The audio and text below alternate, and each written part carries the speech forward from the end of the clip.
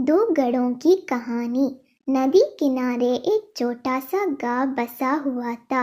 नदी गांव के लोगों के लिए पानी का प्रमुख स्रोत थी। लेकिन जब बरसात के मौसम आया और गांव में कई दिनों तक घनघोर बारिश हुई तो नदी में बाढ़ गई। बाढ़ का पानी पूरे गांव में भर गया। मकान पानी में डूब गए। लोगों को सुरक्षित स्थानों पर बांटना पड़ा। बाढ़ की पानी में लोगों की घरों की कई चीजें बहने लगी। उनमें दो घड़े भी थे। एक पीतल का घड़ा था और एक मिट्टी का। दोनों ही घड़े पानी में खुद को बचाने का प्रयत्न कर रहे थे। पीतल के कठोर और मजबूत घड़े ने जब मिट्टी के कमजोरी घड़े को संघर्ष करते देखा तो सोचने लगा कि मिट्टी ये कमजोर घड़ा आखिर कब तक खुद को डूबने से बचा पाएगा। मुझे इसकी सहायता करनी चाहिए। उसने मिट्टी के घड़े से कहा, मित्र सुनो, तुम मिट्टी के बने हुए हो और बहुत कमजोर हो। बाढ़ के इस पानी से तुम अधिक दूर तक नहीं जा पाओगे और डूब जाओगे। मेरी बात मानो और मेरे साथ रहो। मैं तुम्हें डूबने से बचा लूँगा।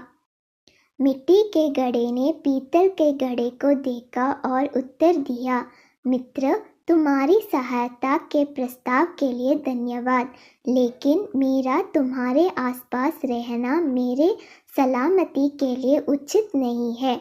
तुम ठहरे पीतल के बने हुए घड़े और मैं मिट्टी का घड़ा। तुम बहुत कठोर और मजबूत हो।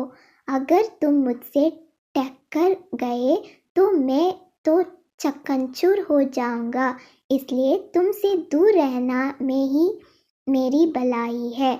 मैं स्वयं ही खुद को बचाने का प्रयास करता हूँ। भगवान ने चाहा तो किसी तरह किनारे तक पहुँची जाऊंगा। इतना कहने के बाद मिट्टी का घड़ा दूसरी दिशा में बहने का प्रयत्न करने लगा और धीरे धीरे पानी के बहाव के साथ नदी किनारे पहुंच गया।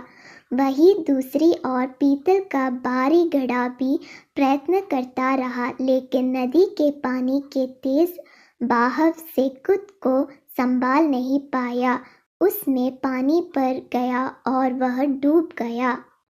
सीख, विपरीत गुणों में अपेक्षा एक समान गुण वाले अच्छी मित्रता कायम कर पाते हैं।